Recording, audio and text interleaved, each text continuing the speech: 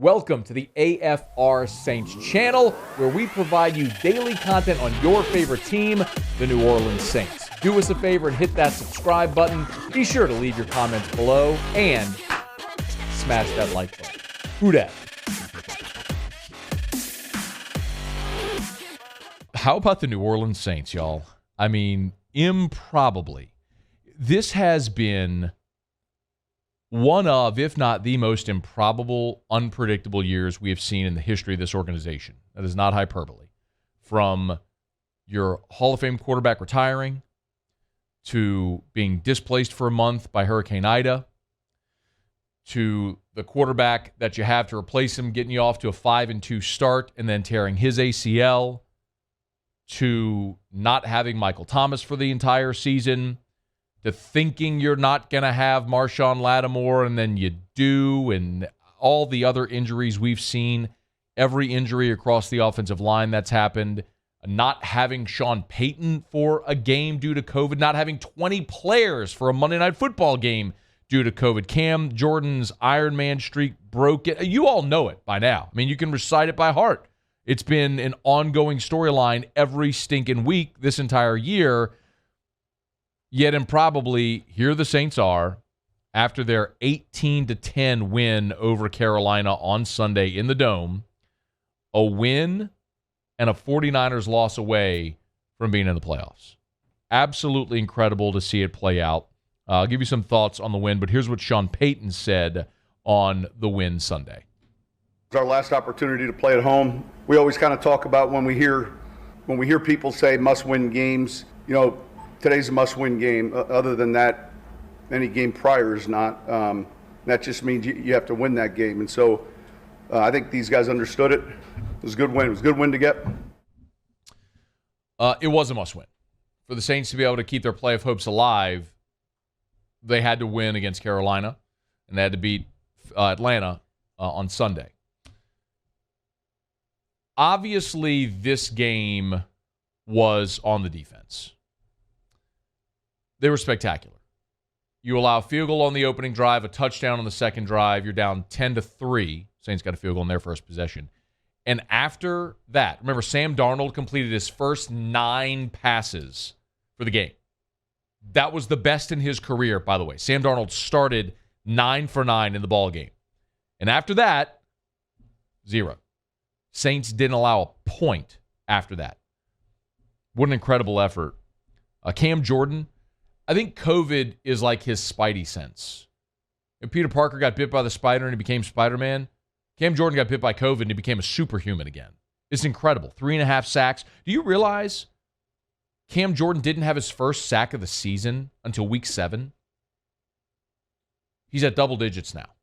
3.5 on Sunday against Carolina. Absolutely stunning to watch what's happened there. And then, of course, you had the 2 takeaways. P.J. Williams had the big strip recovered by Marcus Davenport, which led to a field goal for New Orleans, and then C.D. Deuce with the pick that sealed it for the Saints late in that ball game.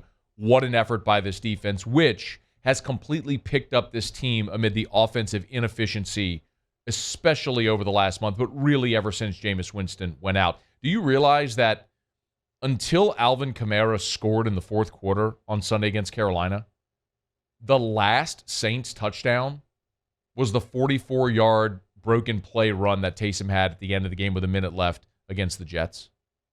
That was the last touchdown they had. Incredible. They didn't score a touchdown against the Bucs in the 9-0 win. They didn't score a touchdown on Monday Night Football, and then went 3 quarters without scoring against Carolina. This is the NFL. These are professionals with one of the greatest play callers ever. And they couldn't get in the end zone. Yet they continued to keep themselves in contention because of this amazing defense. And, improbably, because of Brett Maher. Y'all, the Saints kicking game this year, I don't even remember all of the names of the kickers. Aldrich Rosas was here for a hot minute. There was some kid named Brian Johnson. Wasn't that it? I think there was somebody else along the way.Maybe Maher was here and then cut. There was somebody else. They went through like 5 kickers this year. Yet, Brett Maher, since he was 4 for 4 against Carolina, he's 13 of 14 for the Saints. His only miss was the long one against Dallas. That's his only miss of the year. He has missed 2 PATs. How about that? He's missed more PATs than field goals. But Brett Maher has steadied them, and they've had to have it because they haven't gotten in the end zone. They've had to had Brett Maher's right leg, and he's been nearly flawless. Of course, we can talk about Taysom Hill, who, again, was good enough for what they wanted to do. 17 of 28 for 222, a touchdown, no picks, a QBR of 38.2. I mean, it's there are still some people who are going to try to convince themselves that Taysom's going to be a guy, and he's never going to be the guy here. But he's doing enough within the context of this offense, within the context of this team, to get them to win. In the same way that I could tell you, look, guys, Tim Tebow won a playoff game. I mean, it happens. Nick Foles won a Super Bowl. There are times where you can make it work. Look, I mean, after the game, Sean Payton did talk about Taysom Hill's day against the Carolina Panthers Sunday in the Dome. Yeah, look, it was kind of up and down at times, and yet, he led us on some key drives. He missed a throw or two. I'm sure he'd want back, but again, it's another win under his belt. We'll have a chance to look at the tape and really be able to look through the sequencing, the plays, and get a grade. But I was happy that we got the win, and ball security was important, and I thought he did a good job with that. That is true. Look, you look at Taysom Hill, let's not kid ourselves, okay? I mean, his first start when he had 4 interceptions against Dallas, the next 2 games against the Jets and the Bucs, he had less than 200 yards passing in each of those. 1 touchdown in the last 2 starts. It's not good for Taysom Hill. It's just not good. But this defense is elite enough that they're able to find ways to win games. How much longer can they keep this up? The one other thing I'll say about the game Sunday with Carolina, the sequence just before halftime was massive. The Saints had the ball deep in their own territory, and Taysom completed the pass to Marquez Callaway along the sideline that got him out of the shadow of their goalpost. And then they threw the 15-yarder over the middle to little Jordan Humphrey, ultimately, which led to the Saints kicking the 41-yard field goal. I'm sorry, it was 41 yards right before half as time expired, and so they went into half down 10-9. Think of it, if you don't get out of the shadow of your own goalpost and you're punting, Carolina has the potential to make that game maybe a 13-6 ball game. Like, that could have been a 6-point swing right there. And when you consider Carolina missed a field goal in the second half, the result of this game could have been very different. That was a clutch sequence where the Saints got points at the end of the half where, but for a couple plays made, it could have been reversed with Carolina having opportunity to add to its lead at the end of the first half. So the Saints are 8-8. Our prediction for this team before the season was 9-8. I figured they'd be right at 500. They'd fall one side or the other. Kind of said I'd go on the positive side and pick them 9-8. They're a win away from that. Thought maybe super optimistic. They could go a couple games better and end up with 10 wins.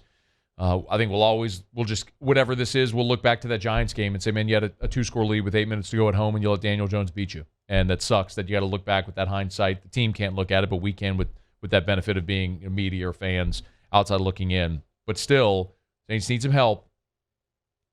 But they got to go get a win on Sunday in Atlanta, where they're a 4.5-point favorite. Saints are favored over Atlanta, and they need the Niners to lose at the Rams. The Rams are a 5.5-point favorite. By the way, Saints did get a little bit of help with Arizona yesterday. Arizona beating Dallas meant that Arizona stayed alive for the division. So the Rams don't have the luxury of sitting players this week. The Rams have to beat the Niners to keep the 2 seed and to maintain and to win their division. So the Rams have to go out and play hard this week. They can't rest players, which is certainly going to benefit New Orleans. So the percentage odds for New Orleans to make the playoffs is 38% according to ESPN. That feels low. If chalk holds on Sunday, Saints are in the playoff. Improbable. Hey, thanks so much for watching. Please leave your comments. I love to interact. And be sure to hit the red subscribe button below.